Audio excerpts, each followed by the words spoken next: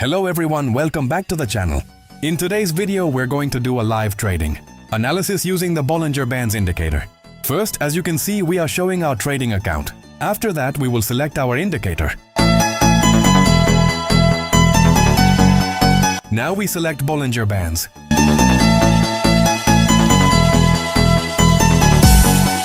Once the indicator is applied, we can analyze the current market direction. At this moment, the indicator and price movement are giving us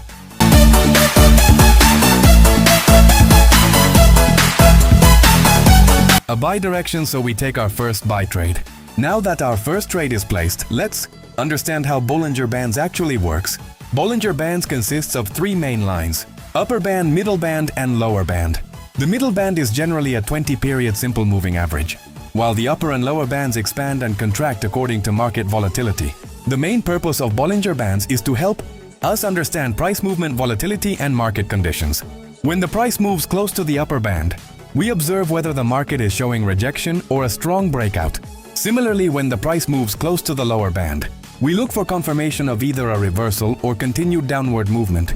But remember, we should never take a trade just because the price touches one of the bands. We also need to look at candlestick confirmation, price action, and the overall market direction. Bollinger Bands can also give false signals, especially when the market is moving sideways. That's why proper confirmation and risk management are very important.